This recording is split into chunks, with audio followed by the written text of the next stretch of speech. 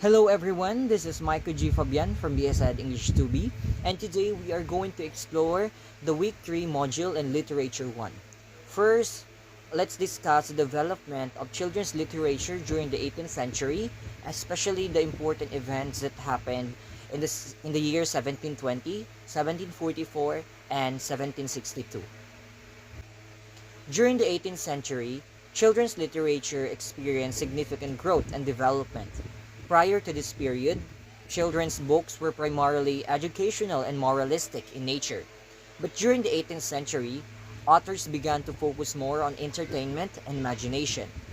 One of the key events in the development of children's literature during this time period was the emergence of John Newbery as a prominent publisher of children's books.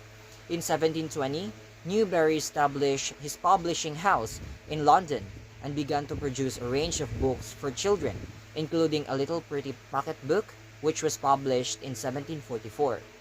A Little Pretty Pocket Book was a groundbreaking work, as it was one of the first books to be specifically written for children and designed to entertain rather than educate. The book included a variety of games and rhymes and was accompanied by a ball that children could play with. Another important event in the development of children's literature during the 18th century was the publication of the History of Little Goody Two Shoes in 1762, written by Oliver Goldsmith. This book told the story of a poor orphan girl who becomes successful through her own hard work and perseverance. The book was a significant departure from the moralistic tales that had previously dominated children's literature, and it proved to be immensely popular with young readers. In addition to these specific events, the 18th century saw a wider trend towards the development of children's literature as a distinct genre. Authors such as Jonathan Swift and Daniel Defoe began to write specifically for young readers, and publishers like John Newbery began to produce books that were aimed at children rather than adults. Overall, the 18th century was a pivotal time in the development of children's literature as it saw the emergence of new styles and genres that would continue to shape the genre for centuries to come.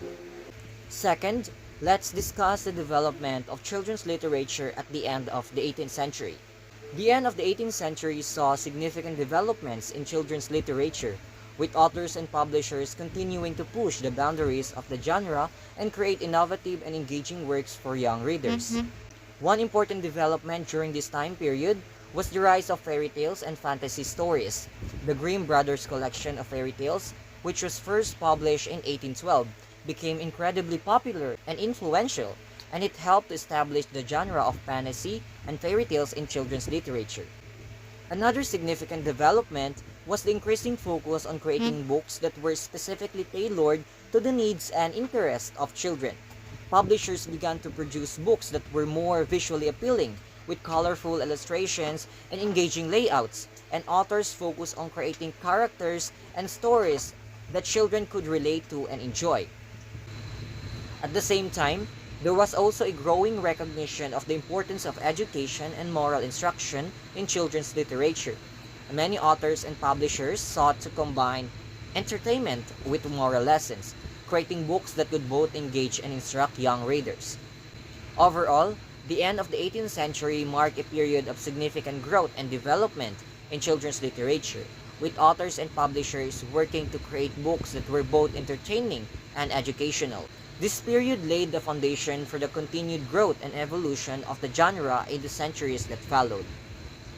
This time, let's discuss the development of children's literature, especially the important events that happened during the beginning, in the year 1812, 1827, 1835, and in the middle, in the year 1865, and in the end, in the year 1877, 1878, 1888 of the 19th century. The 19th century saw significant growth and development in children's literature, with numerous important events occurring throughout the century. In the beginning, in 1812, the Grimm Brothers collection of fairy tales was first published, which helped establish the genre of fantasy and fairy tales in children's literature. In 1827, the first book in Peter Parley series was published by Samuel Goodrich, which became popular and influential in American children's literature. In 1835, Hans Christian Andersen published his first book of fairy tales, which included classics such as The Little Mermaid and The Ugly Duckling.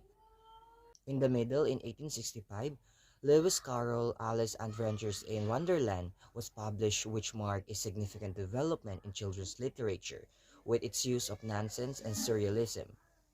In 1865, Charles Kingsley's The Water Babies was published, which was notable for its use of fantasy and satire to critique social issues.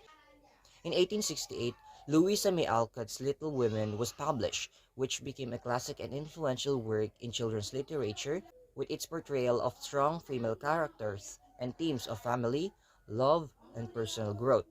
For the End, in 1877, Anna Sewell's Black Beauty was published, which became a classic and influential work in animal literature with its advocacy for animal rights. In 1878, Robert Louis Stevenson's Treasure Island was published, which helped establish the genre of adventure and pirate stories in children's literature.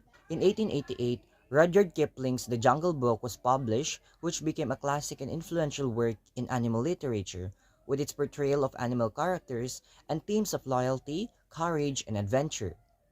Overall, the 19th century marked a period of significant growth and development in children's literature, with numerous important events and works contributing to the evolution of the genre.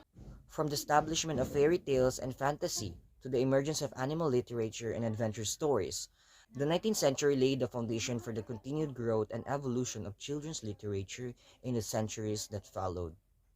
Thank you so much for watching this video.